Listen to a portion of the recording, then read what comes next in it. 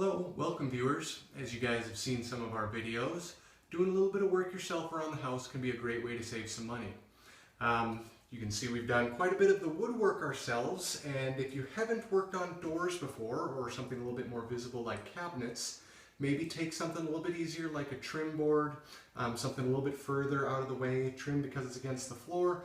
You can hide a lot of your mistakes, doesn't have to be as nice. Now a door, you're using these all the time, you're up close to them. You're going to want to take the time to do the proper prep, sanding, finishing, make sure things really come together for you. So, as we get started here, we've got our doors on a couple of sawhorses. You're going to want to protect the sawhorse, just a piece of cardboard, something like that, that's not going to dent the wood as you're flipping these doors back and forth to do both sides. Anything that you're going to be finishing, whether it's staining or just a simple poly coat on top of a white oak like this, you're going to need to do some prep work to make it really shine through at the end. You've spent a little bit of money on the material, but the time and effort you put into it is going to be why you want to take this extra first step.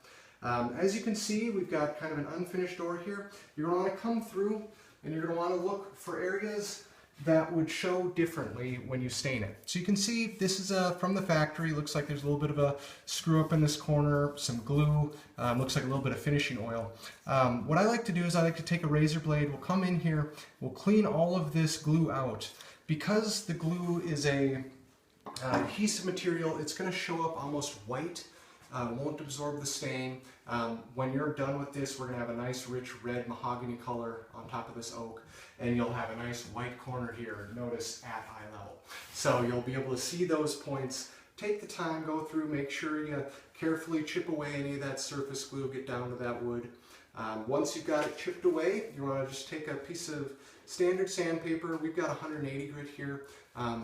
Pre-finished door like this, you're looking at probably a 220 to 180. If you've got something a little bit more rough cut, you're going to want to start at maybe a 100, 120, work your way up to a finer grit. So a couple of the different sanding tools, because you've got a lot of area here, you don't want to wear yourself out doing something like this. While a necessity, especially in these rounded edges, a light little bit, touch it up, make sure you get any of these burrs and flakes off. Just a standard sanding block here. This is great for working, especially at points where your wood grain will change.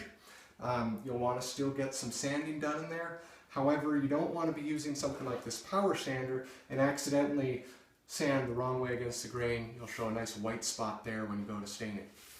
This last one here is just a random orbit circular sander. This is great for large, flat areas. However, on a door like this, where we've got our interior panes, we've got a lot of different cross pieces of wood, I'm going to stay away from a circular random orbit sander, just because the tendency for the swirl to come out and cross where we've got 90-degree grains of woods, every time that crosses, you're going to get a nice big sweep streak across it, and you're going to have to go back to one of these guys and refinish it. So most of the heavy work can be done by just a standard sander, and we'll finish up with these lighter ones.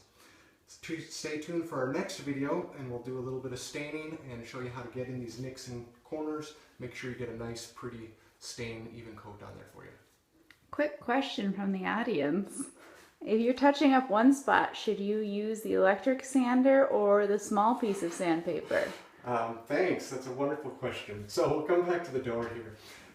Anytime you sand a surface, you're going to be flattening out the wood grains. So as that flattened out area will actually turn brighter because less stain will absorb to it. So what you'll want to do is you want to take just a standard piece of small sandpaper like this, and you'll go and you'll hunt for little dings and nicks that happen during the factory.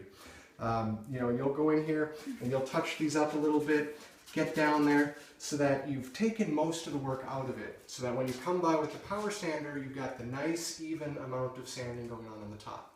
As you kind of said, if you take this power sander and you start grinding a hole in the wood, that's going to show up in a 3 or 4 inch area versus the rest of the board where you only took a couple of passes at it. So keep that in mind when you're doing your sanding.